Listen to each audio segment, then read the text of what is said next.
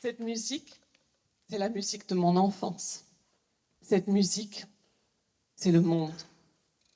Et je faisais partie de cette Dream Team qui nous appelait à être le monde. Cet appel à être chacun en mouvement positif. It's true to make a better place, just you and me. Oui, cette évidence à être la meilleure pour le monde, là, au fond de mon cœur, a laissé une empreinte. Mais quand je suis devenue adulte, eh bien, je n'ai pas bien compris le monde que j'ai découvert. Un monde ruminant du négatif. Un monde créateur de toxicité pour l'humanité et pour la planète. Tout ce négativisme, personne ici ne le comprend, personne. Mais tout le monde l'accepte. Et tout le monde va dedans. Moi, ce n'est pas le monde auquel j'ai cru enfant. Alors je sais, la vie n'est pas facile, ce n'est pas parfait tous les jours.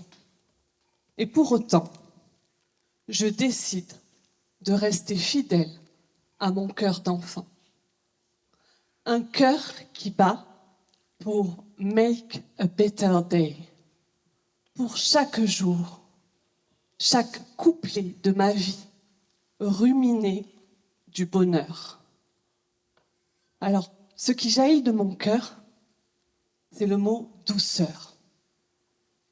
La douceur d'abord avec moi-même.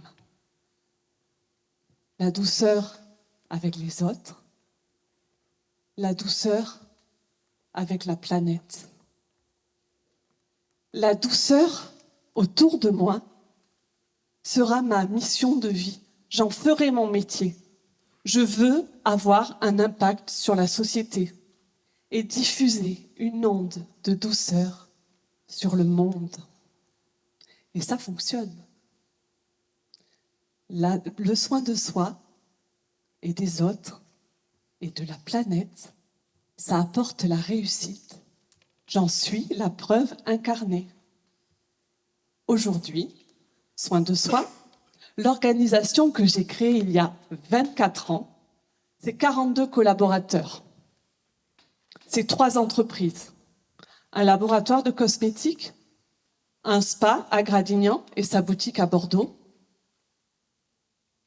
et une école académique de formation. C'est 800 mètres carrés d'outils de travail.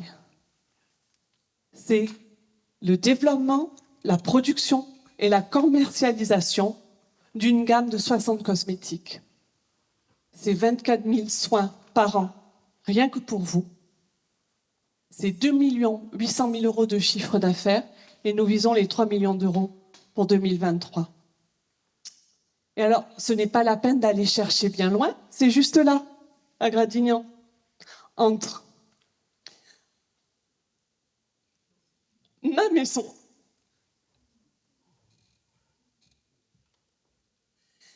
et l'école de mes enfants. Tout faire à pied, en proximité. Question d'utiliser chaque moment de ma vie à bon escient.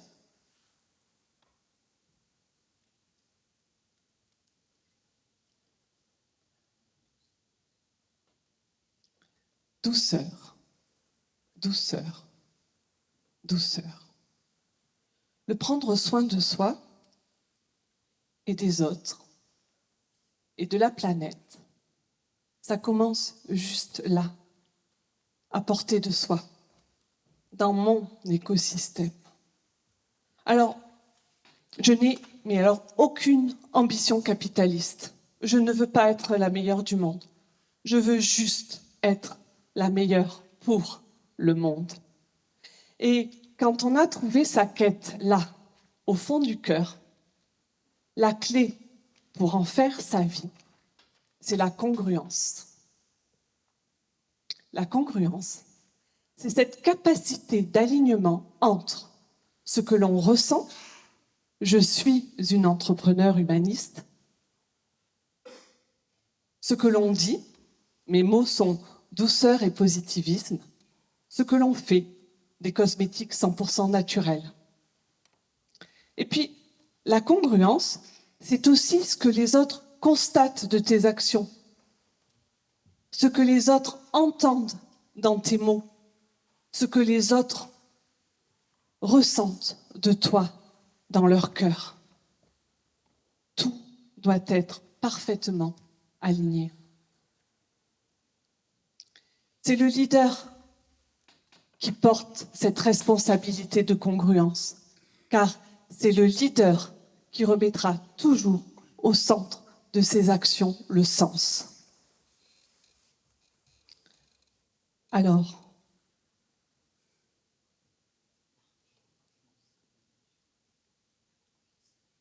vous aurez compris que la congruence, ce n'est pas une option, c'est une obligation. Sinon, c'est fake. Alors, j'ai une question à vous poser. Combien y a-t-il d'entrepreneurs, d'entrepreneuses dans la salle? Est-ce que vous pourriez, s'il vous plaît, lever la main? Pourquoi faites-vous ce que vous faites aujourd'hui? Pensez-y en une valeur, juste une valeur.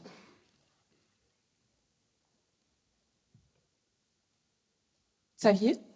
Vous l'avez? Eh bien, ce mot, c'est celui qui pilotera toutes vos actions et qui motivera la team qui vous suivra. Alors oui, vous êtes tous des rôles modèles. Votre capacité à incarner votre valeur choisie conditionne toute votre organisation. Votre manière d'exercer votre pouvoir reste le signe décisif perçu par tous et personne ne s'y trompe. Alors, n'oubliez jamais que des personnes vont se positionner sur votre chemin. Selon ce que vous inspirerez, eh bien, ils vont changer leur relation aux autres. Ils vont changer le monde. Alors, du fond du cœur, je vous invite à choisir une très très belle valeur. Quand je repense à ma chanson, je vois une dream team, je vois un groupe. Je ne vois pas le leader et pourtant, il y en avait un. Et c'est ça la force d'un collectif en action derrière un but commun.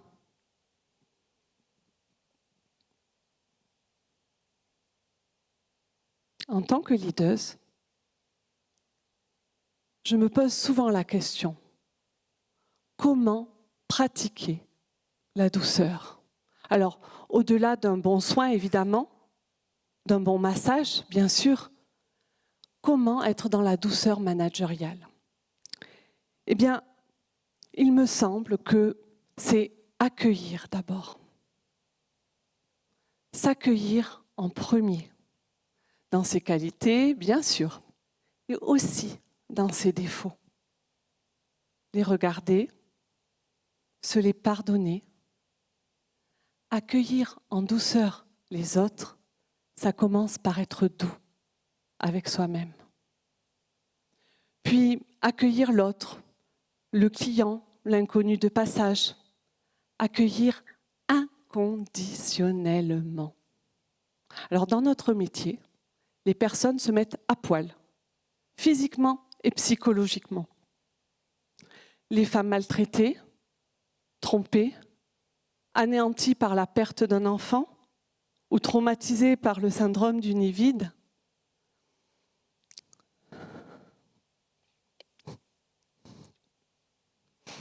Cette petite fille avec un cancer, ce jeune homme venant avec son pote handicapé pour recevoir un massage en duo dans la même cabine. Ou alors ce grand sportif s'effondrant en larmes entre nos mains. Alors je sais, le temps fera son œuvre et ces personnes recommenceront à sourire.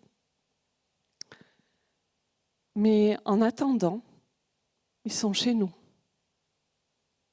nous libérons la parole, nous les écoutons, nous accueillons. Nous ouvrons bien plus qu'une boutique. C'est un espace de protection avec une intention de douceur portée par chaque collaborateur. Alors, mes collaborateurs, ces merveilleuses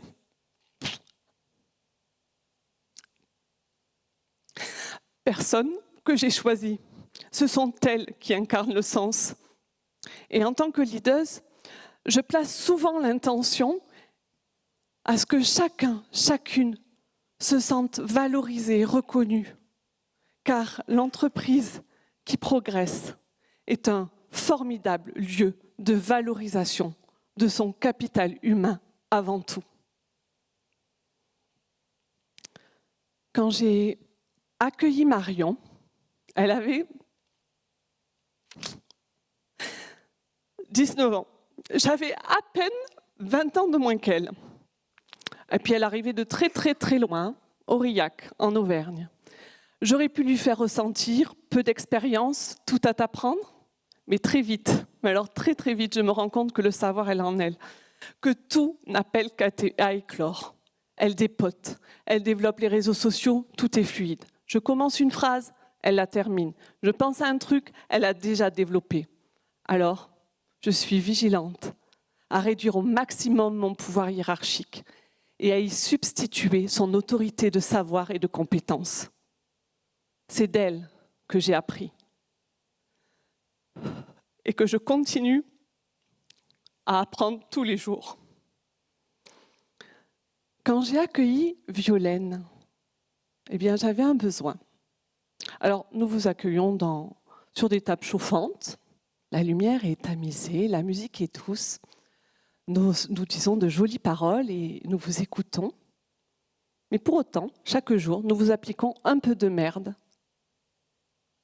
et qui coûte en plus une blinde.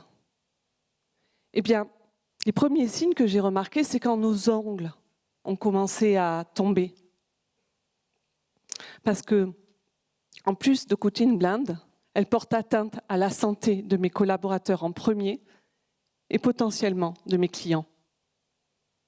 Alors en plus des ongles, les mains se sont mises à fissurer et puis est venu le moment des fausses couches.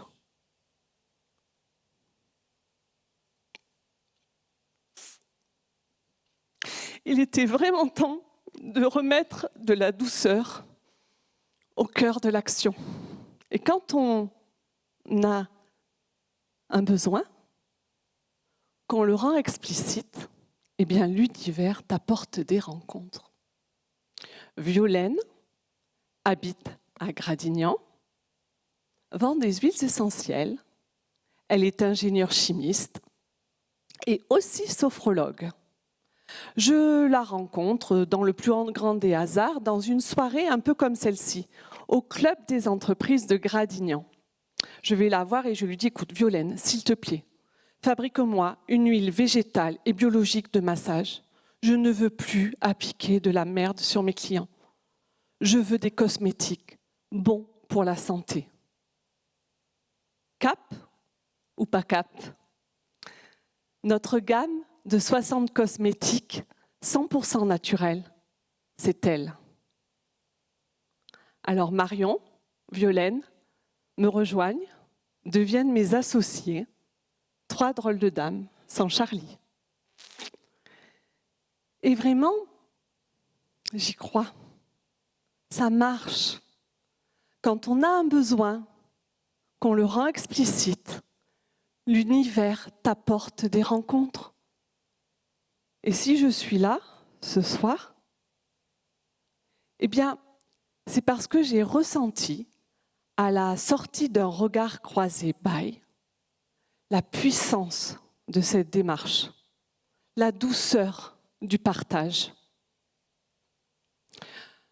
Je suis partie en Inde pour faire une cure ayurvédique et pendant ce temps, j'ai posé l'intention d'être sur ce tapis devant vous.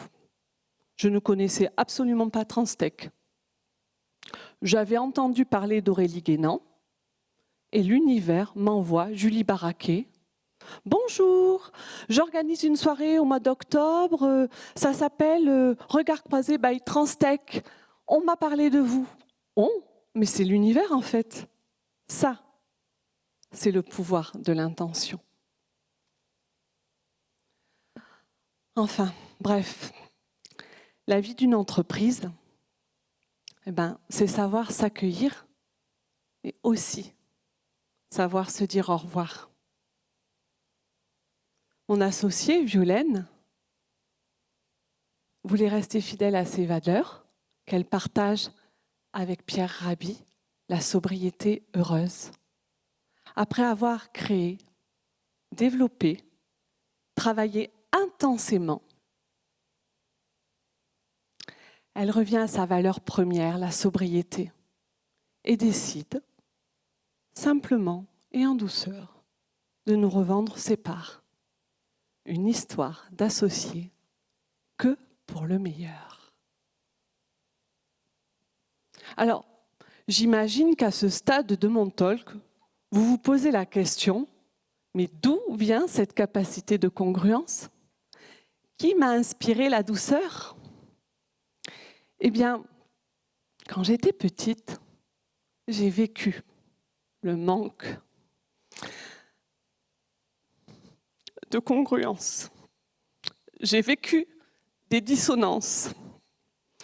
Et en prendre conscience me permet aujourd'hui de les détecter rapidement. Ma grand-mère maternelle, Marguerite, a été un contre-modèle référentiel. Elle portait la culotte. Elle était dure, raide, pleine de certitude. C'est peut-être parce qu'elle était en colère de ne pas avoir connu son papa mort à Verdun. Il y a toujours une explication à la méchanceté. Sa dureté,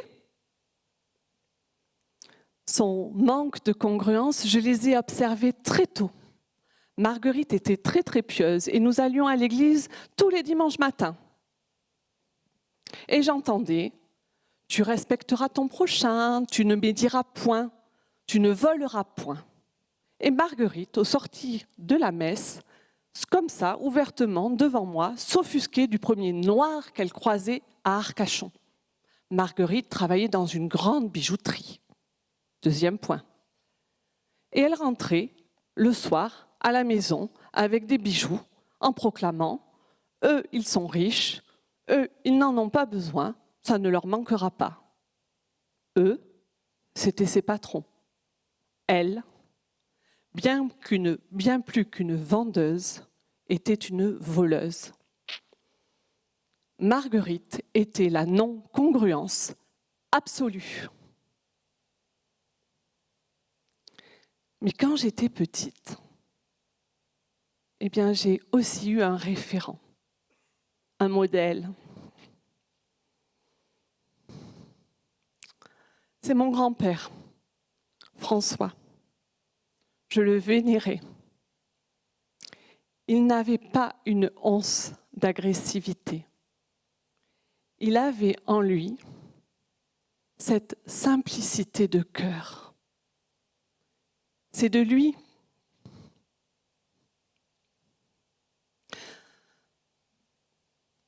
que j'ai appris ce qu'était la gentillesse, la proximité. Je lui lisais le journal, il ne savait pas lire. Ma grand-mère, Marguerite, elle savait lire.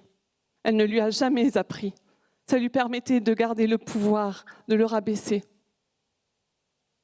C'est la pire des choses de garder son savoir. C'est la pire des choses de ne pas faire progresser l'autre. Alors nous allions au marché, tous les deux. Nous écoutions des haricots verts. Et nous faisions de longues balades le long de la plage. Quand il me donnait la main, il me donnait vraiment la main. Il était vraiment là, cette présence sacrée qui prend soin d'eux. Je ressentais l'apaisement que ça me procurait. comme si j'étais dans une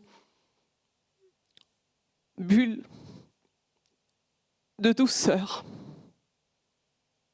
Cette bulle, j'œuvre avec soin de soi à la retrouver, à la partager avec mes collaborateurs, nos clients. Cette bulle de douceur, c'est la part de mon grand-père, François, qui vit en moi. Merci.